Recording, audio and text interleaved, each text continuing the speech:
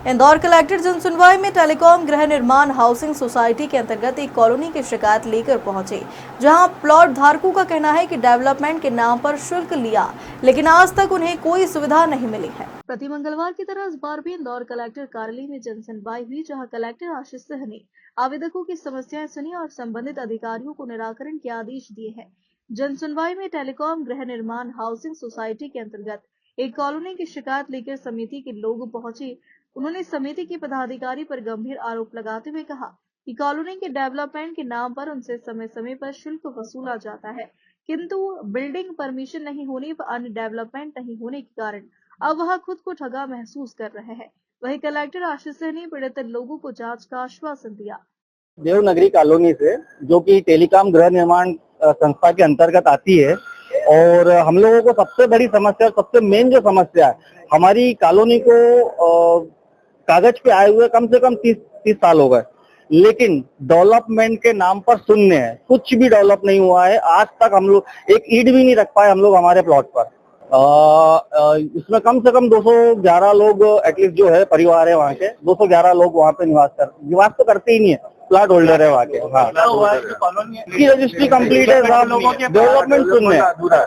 करना क्या है साहब, हम तो चक्कर काट ही रहे कलेक्टर साहब के। कलेक्टर साहब करेंगे जो करेंगे। हम तो आज कलेक्टर साहब ने आश्वासन दिया है कि करते हैं, 15 दिन बाद आपको बुलाते हैं, क्योंकि वो ऑलरेडी कुछ 8-10 कॉलोनियों को लेकर काम कर ही रहे हैं। तो बोले कि उसके बाद आपको बुला। काम गृह निर्माण सोसाइटी से, ये अपना मालवा मिल, सभी सदस्यों के प्लॉट है साहब, कम से कम 30 साल।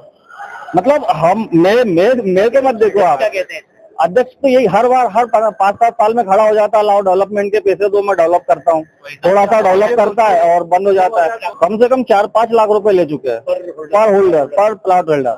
मतलब 3 बार पैसा ले चुके हैं हमसे। वो 2 बार पहले लिए थे, तीसरी बार फिर ले रहा है, लेकिन कोई हिसाब नहीं, कोई डेवलपमेंट नहीं।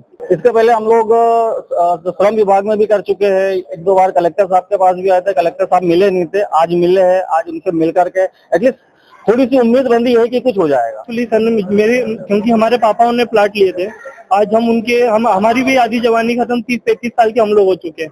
पापाओं ने प्लाट लिए थे ताकि हम उस जमीन पे प्लाट बना सके, बट अब उनको लोन कोई नहीं देगा। तो अब हम लोग आए, हम लोगों की स्थिति ये है कि जो पापा के साथ में जो सन 88-85 की कॉलोनी है, उसमें से आज 8 से 10 लोगों का स्वर्गवास हो चुका है।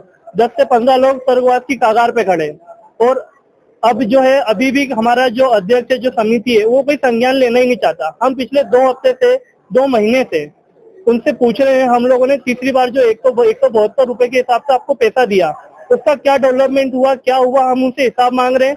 कोई हिसाब देने को बिल्कुल भी तैयार नहीं है, कोई जवाब नहीं देना चाहता, कोई किसी बात की कार्रवाई के लिए आगे ना तो अध्यक्ष तैयार है और ना समिति तैयार है। हम ये चाहते हैं कि हम लोगों ने 172 रुपए का शुल्क तीसरी बार इसलिए दिया ताकि हम लोगों को हमारे प्लाट बनाने की परमिशन दी जाए, ताकि हम गवर्नमेंट से लोन ले सके, और जो हम लोगों के पापा का सपना था और जो स्वर्गवासी हो चुके उनका जो सपना था, हम वो वहाँ पे प्लाट बना के हम तक उन लोगों का और हमारा सपना पूरा कर सके। डेवलपमेंट कैसे करें सर, वहाँ पे कुछ भी नहीं है, कुछ भी नहीं था। अभी हम लोगों ने जब 172 रुपए का पैसा दिया तीसरी बार, अभी 2024 में हम लोग 1,10,000, 1,20,000 रुपए पर प्रतिधारक दे चुका है।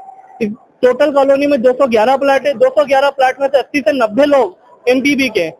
जो समिति है, वो जो 80 से 90 लोग हैं, उनसे ही पैसा मांगा जा रहा है।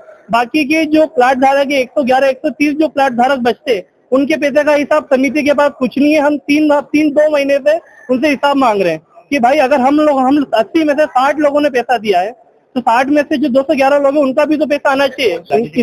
इसका मेरे को कोई आइडिया नहीं है। देखिए, मैं जो कॉलोनी में हूँ, बहुत बाद में हूँ। ये सब जो है, ये लोग बहुत पहले के, ये सब आइडिया नहीं है।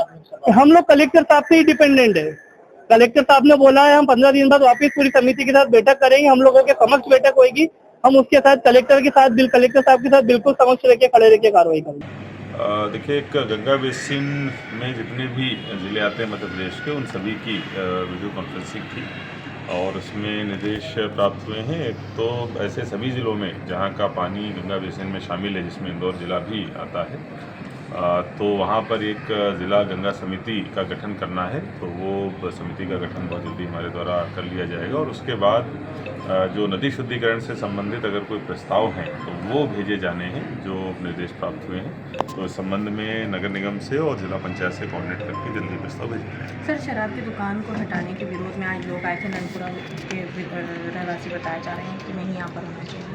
और देखिए, इस विरोध के संबंध में ज्ञापन दिया गया है और इस संबंध में जो भी नियम है उसके आधार पर कानूनी कार्रवाई। देखिए, ये मामला आपके द्वारा संज्ञान में भी लाया गया है। जो भी अगर कोई इस प्रकार का दस्तावेज है कि शासकीय जमीन है और इस पर कब्जा है तो तत्काल उसको हटाएंगे। इंदौर से अजय मालवीय की रिपोर्ट।